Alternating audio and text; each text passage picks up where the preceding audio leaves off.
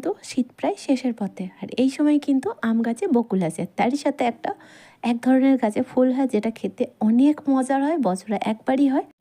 আর সত্যি কথা বলতে দুপুরে লাঞ্চে যদি এই সজনা ফুল ভাজা হয়, সিরিয়াসলি আমার তো আর কিছুই লাগে না, অনেকটাই মজার লাগে আর অনেকটাই টেস্টি লাগে। আর বছরের স্বাদ কিন্তু সেটা অ্যাভয়েড করলে চলবে না, তাই না? আসসালামু আলাইকুম, আপনারা দেখছেন কুকিং মাই লাইফ চ্যানেল। আজকের রেসিপি হলো সজনা ফুল ভাজা। তার জন্য বেশ অনেকটা সজনা ফুল পাড়া হয়েছে আমাদের বাড়ির গাছে। আর ফুলগুলো ইয়েলো ইয়েলো লাগছে, কেন লাগছে সেটাও বলে দিচ্ছি। এটা কিন্তু হলুদ পানিতে ভিজিয়ে রেখেছিলাম ওই 15 মিনিটের কাছাকাছি, যদিও বা ফুলের মধ্যে পোকা টোকা থাকে সেটা কিন্তু বেরিয়ে আসে। আচ্ছা, এখানে আর লাগছে পেঁয়াজ, ওই একটা মিডিয়াম সাইজের পেঁয়াজ স্লাইস করে কেটে, আর হচ্ছে কিছুটা থিতো করা রসুন নিয়েছি। আচ্ছা, শাক ভাজাই বলেন আর ফুল ভাজাই বলেন না কেন, রসুন এবং লঙ্কা ছাড়া হবে না। আচ্ছা, এখানে হাফ টিস্পুন আস্ত জিরা আর একটা শুকনা মরিচ।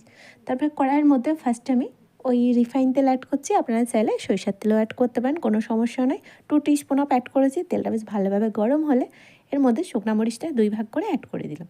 তারপরে যতক্ষণ না একটু কালারটা চেঞ্জ হচ্ছে আর ফ্লেভারটা রিলিজ হচ্ছে, ততক্ষণ একটু তেলের মধ্যে ভেজে নিতে হবে।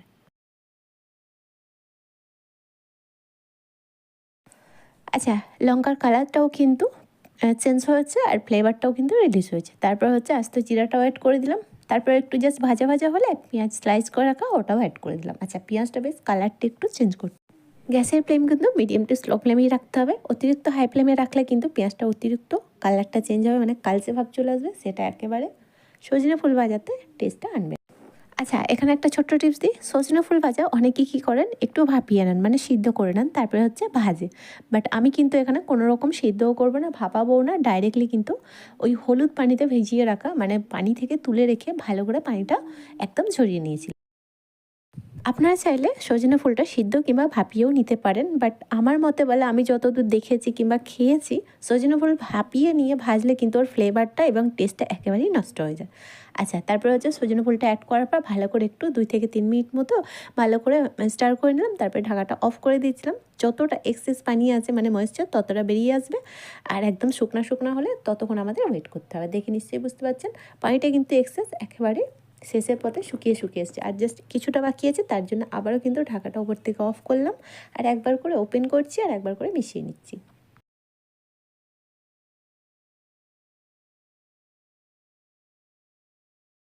আপনারা নিশ্চয়ই বুঝেছেন যে সল্টটা আমি এখনও পর্যন্ত অ্যাড করিনি। আচ্ছা, না অ্যাড করার কারণও আছে। অতিরিক্ত ফুলের মধ্যে ময়েশ্চার থাকে, যতই আমি ভালো করে শুকনো করে পানিটা ঝরিয়ে দিই না কেন, বাট এক্সেস পানিটা অতিরিক্ত বেরায়, ঠিক আছে? গরমের তাপেই বলেন না কেন, আর অটোমেটিক তো বেরিয়ে আসে। তো সেই পর্যায়ে যদি লবণটা অ্যাড করা হয় না, হয় বেশি হয়ে যায়, নাহলে কম হয়। আর আমি সাজেস্ট করব, যতক্ষণ না ময়েশ্চারটা শুকাচ্ছে, তারপরে লবণটা অ্যাড করলে গিয়ে ফাইনালি পারফেক্ট হয়। আচ্ছা, লবণটা অ্যাড করার পর খুব ভালোভাবে আবারও মিশিয়ে নিলাম। এরপর হচ্ছে ফোড়ন দেবা। আচ্ছা, আমরা যে থিতো করা রসুনটা নিয়েছি,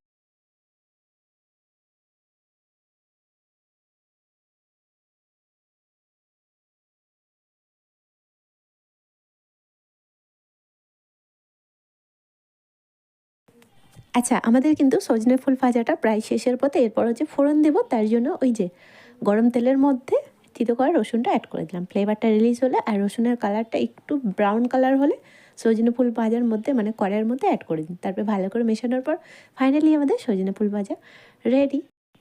আর ফার্স্টেই আমি রসুনটা কেন আমি অ্যাড করিনি সেটা নিশ্চয়ই বুঝেছেন, কারণ রসুনের ফ্লেভারটা কিন্তু ভাজাভুজিতে অনেকটা ফ্লেভারফুল হয়ে যায়। তার জন্য শেষের পথে অতি অবশ্যই আপনারা ট্রাই করবেন ফোড়নটা, তাহলে দেখবেন মাশাআল্লাহ একেবারে অন্যরকম লাগবে। আশা করছি প্রত্যেকটা রেসিপির মতো এই রেসিপিটাও ভালো লেগেছে। ভালো লাগলে প্রত্যেকবার মতো আমাকে কমেন্টে জানাতে ভুলবেন না। আর আশা করছি বছরের স্বাদ কিন্তু অতি অবশ্যই আপনারাও কিন্তু উপভোগ করবেন। বাই দ্য ওয়ে, আপনারা দেখছিলেন কুকিং মাই লাইফ চ্যানেল। আজকের রেসিপি ছিল সজনে ফুল ভাজা। আবারও দেখা হবে নতুন একটি রেসিপির সাথে। ভালো থাকবেন, সুস্থ থাকবেন।